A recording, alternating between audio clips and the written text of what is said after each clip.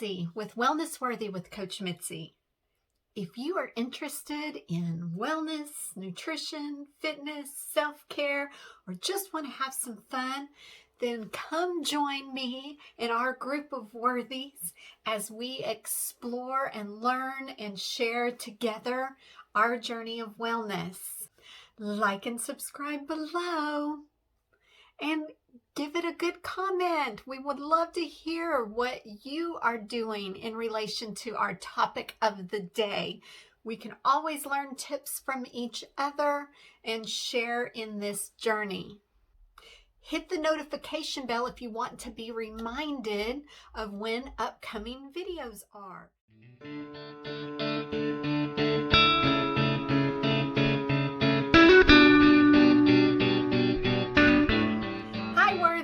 Welcome back. So the poll on Twitter closed and the majority wanted information on nutrition. So we have been spending the last 2 weeks discussing preparing for our journey to wellness. So we have thought about our mental health space. We have organized to get ready. But remember, we are on a journey to wellness. This is not a jump in, both feet, try everything at one time, get burnt out, feel like we failed kind of gig. This is a step-by-step methodical approach to wellness.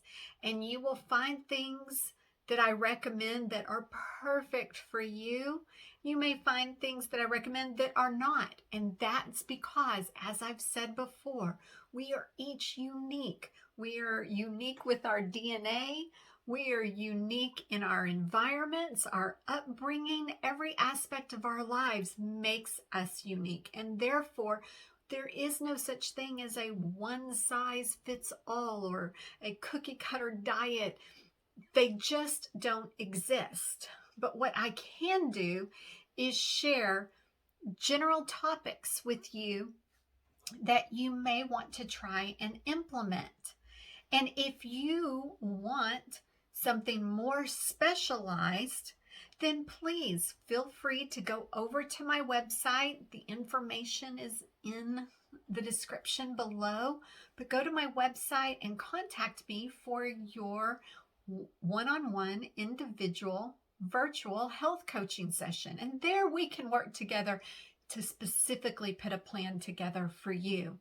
If you're interested in getting together with some family members or some friends or colleagues, I will also do a group session virtually. So again, just go to the website, look in the description below. But let's get started for today. And we are going to talk about the number one related issue to nutrition that seems to get often overlooked, but should be the first thing you start with. Hydration. Yes, hydration. Not how many sodas or how much juice or coffee or tea are you drinking, but are you getting enough water? Are you getting hydrated? So we want to stay away from sugary drinks. It's important to stay away from sugary drinks. Sugar causes inflammation in our body. And yes, that sugar will give you that quick bit of energy you need to accomplish a task, but ultimately it does long-term damage. Diabetes, which is such a common thing, especially here in America. Too many people with type 2 diabetes. We can reduce that just by reducing our sugar counts. And the sugary drinks are the best way to start. So first we want to eliminate our sugary drinks. And then you're like, well, what about a diet drink? Okay. Now, think about what type of diet drink.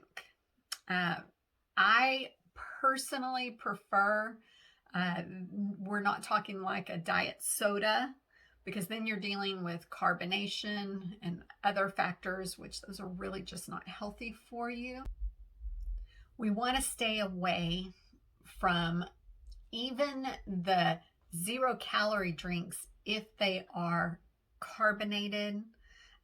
That's other issues, but we want to focus on the 0-calorie drinks. They could be the fruit flavored waters, and now there are some caloried drinks that are like your fruit smoothies, vegetable smoothie type drinks. You want to make sure they don't have added sugars. It could be that you have your natural sugars from your fruits, and still those can get pretty high. So you may not want to drink one full one in a setting. Drink a fourth or a half, and then consume water. Okay, so for our water intake, how much water should you be drinking? And there's this thing, 8 glasses of water a day. What is considered a glass? You'll see 8 ounces of water a day. But the best way to know that you are staying hydrated is to break it down based on your individual weight. So if you weigh 150 pounds, you would want to take half your weight, so that's 75, and turn that into ounces, so 75 ounces. That's how much water you would want to drink a day to make sure you're staying hydrated. So it's half your weight in ounces. So 300 pounds, 150 ounces. And you can see the larger you are, the more water you need. We've got to sustain, so many vital organs, your muscles, your tissues, they need to be hydrated. So make sure you are getting your water. And I see these people with the challenges where they're drinking, I'm going to drink, a gallon every day. And then they're surprised. It's like, oh my goodness, my skin feels great. My hair looks great. I feel like I never want to drink a cup of water again, but overall, I feel great. Don't force it. Work your way up to that. But the best way you can work your way up to it is get rid of the sodas and limit your caffeine, because here's another thing. So let's say you are that 150-pound person who has to drink 75 ounces of water a day. If you drink a caffeinated beverage, coffee, tea, soda, whatever it is you drink, you now have to offset that by additional water, because caffeine dehydrates you. So the good work you're doing with your water, the caffeine undoes. So let's make sure that we limit our caffeine. If you are a person who drinks caffeine sun up to sundown, I am not telling you to stop. I do not want you to experience caffeine withdrawal, which can be anything from massive headaches, nausea. I don't want you to have that. So what I want you to do is decrease your caffeinated beverages. Decrease it. And it could be as much as you decrease 1 or 2 cups a day for a week, and then bring it down again until you get to where you may only be drinking that 1 cup of coffee in the morning. Okay. You can also go half and half. Make your pot of coffee half caffeinated, half decaf. That will help you decrease your dependency on caffeine. And then slowly but surely let the decaf overtake. Teas. Again, y'all know I'm a Texas girl. We love, love, love our tea. Now, I'm strange because I don't do sweet tea. Never have. Don't like it. I know that's like an abomination in the South to say you don't like sweet tea. I don't. I'm an unsweet tea girl. So it's always been easy for me to not do the sugary drinks because it's just not been my thing. But when it comes to tea, again, caffeinated and sugar, bad combination. We need to start reducing the amount of tea. And I do mean iced tea. For anybody who's not familiar with a Southerner saying tea, we automatically mean iced tea. And normally we mean sweet tea. Otherwise you say unsweet tea. But so we need to reduce that tea intake. And you can either do this by making your tea, again, half and half, uncaffeinated or decaffeinated and caffeinated. You can just go ahead and go with decaf iced tea and reduce your sugars or change your sweeteners to healthier alternatives. The other thing is, I like hot tea. Even in Texas, I love to drink my hot tea in the morning. I may have peppermint or a chai. I love fruit teas, herbal teas. So you can get decaf teas, and that's what I tend to drink. I don't, I try to stay away from caffeine as much as possible because it is so dehydrating and it is addictive.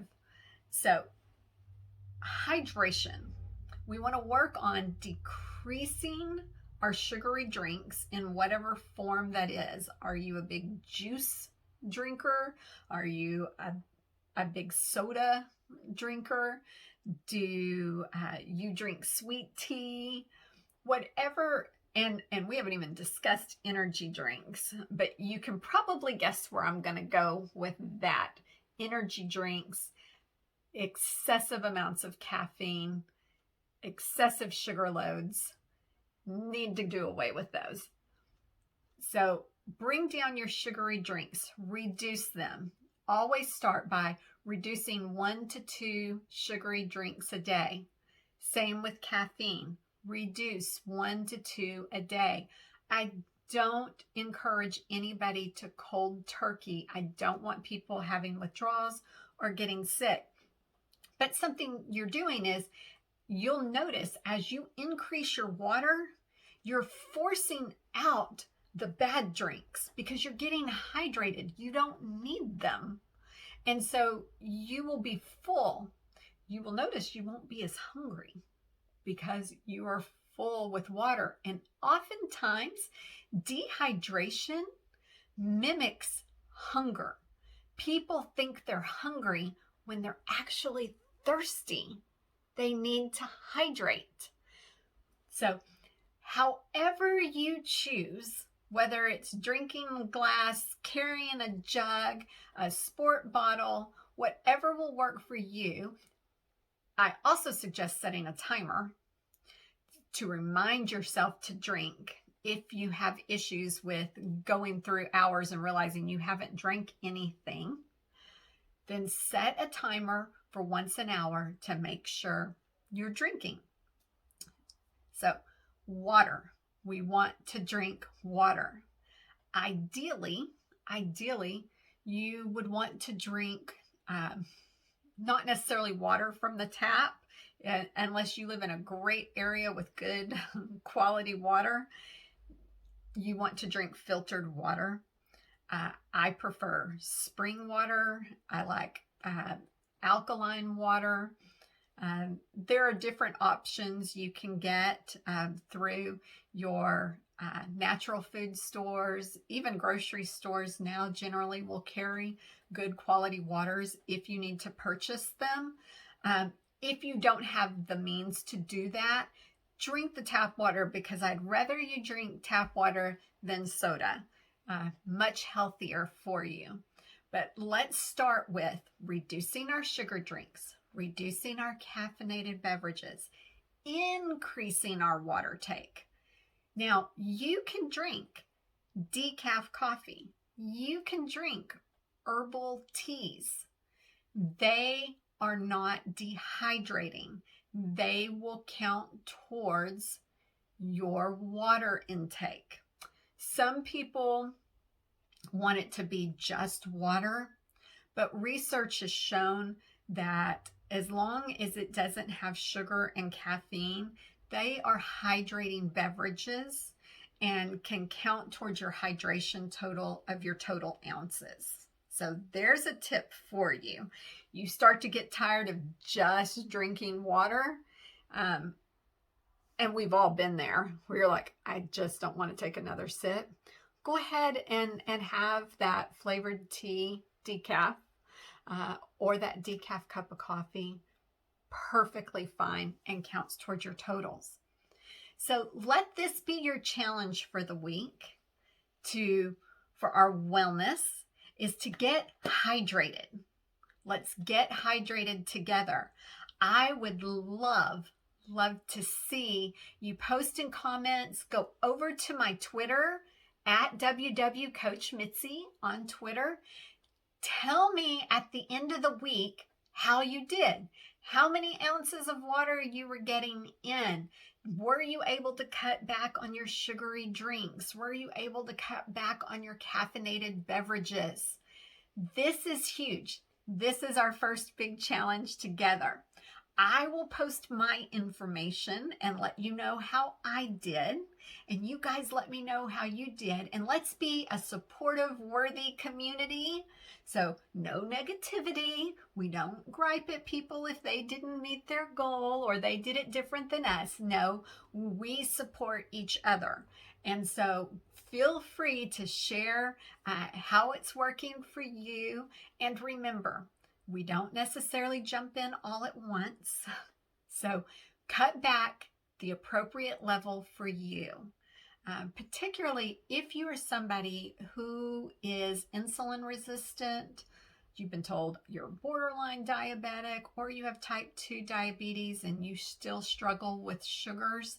I want you to be careful in your reduction. I don't want you to go from having ultra high sugar to then having too low of blood sugar. So just reduce, as I said, by 1 to 2 beverages a day. We need to get that sugar and that inflammation out of our system. We can do this, guys. We can do this. We can get hydrated. Plus, it's about to be spring. We're going to want to wear our spring attire. And when we're hydrated and we're not inflamed, we're going to look good. We're going to look good. We're not going to have the dehydrated, inflamed puffiness that we all know we've had before. I've had it. I am sure you've had it and you know what I'm talking about. So let's get ourselves ready for spring, get hydrated, and let me know how you do. I can't wait to hear from you guys. Thank you, Worthies. You have a wonderful, wonderful day. Bye. Okay, reminder. So when we're drinking our water, we are taking our body weight, cutting it in half, and drinking that in ounces. So again, my example was a 150-pound person, 75 pounds would be half. We convert that to ounces. 75 ounces is the daily water intake. 300-pound person, 150 pounds would be half. Convert to ounces, 150 ounces daily. And I know that can sound a lot, like a lot. But when you think about, come on, we've all seen it and we've probably all had one, the big supersized drinks that people will actually drink in one meal setting. If you can drink those, you can get your water intake in. And I'll give you another tip. Again, if the water starts, you just can't take the water, flavor it up. Put in some berries, put in some citrus, put in some rosemary, put in peppermint. You can combine you can combine herbs and fruit together and make some great water combinations.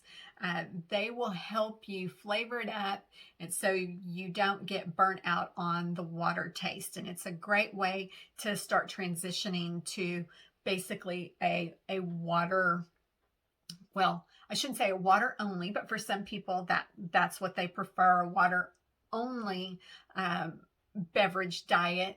But I would like to say a water majority beverage diet. So give that a try.